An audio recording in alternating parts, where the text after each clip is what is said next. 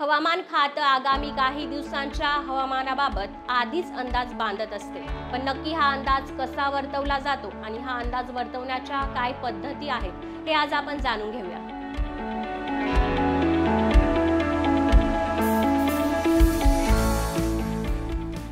हवामानाचा अभ्यास करून अंदाज वर्तवण्याचं काम भारतीय हवामान विभाग करत असतं। या हवामान विभागाच्या ठिकठिकाणी वेधशाळा आहेत जिथून त्या भागासाठीचा अभ्यास केला जातो। उदाहरणार्थ मुंबईमध्ये 2 वेधशाळा आहेत, कुलाबा आणि सांताक्रूज।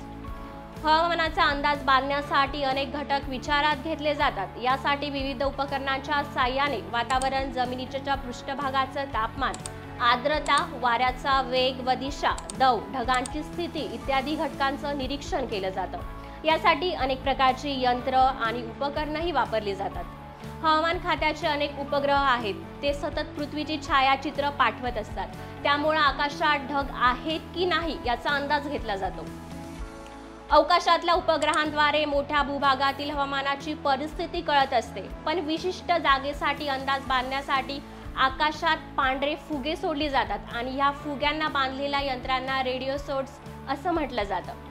यामध्ये वेदर सेन्सर्स असतात। फुग्यांसोबत हे यंत्र किमान 40 किलोमीटरवर जातं आणि जमिनीपासून या 40 किलोमीटर्सपर्यंतचं तापमान, आर्द्रता, हवेचा दाब, वाऱ्याची दिशा आणि वेग याची माहिती हा फुगा पाठवत असतो।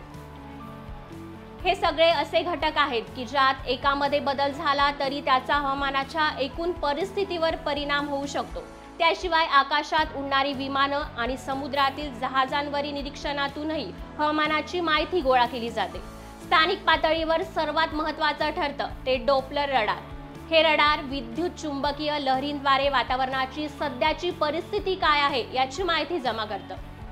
हवामान खातं 4 प्रकारचे अंदाज बांधतं। पुढच्या 24 तासांसाठी 1 ते 3 दिवसांसाठीचा लघु मुदतीचा अंदाज, 4 ते 10 दिवसांसाठी मध्यम मुदतीचा अंदाज आणि 10 दिवसांपेक्षा जास्त दिवसांचा विस्तारित मुदतीचा अंदाज, असे हे 4 प्रकार आहेत। यापैकी मध्यम मुदतीचे बहुतांश अंदाज हे बरोबर ठरतात।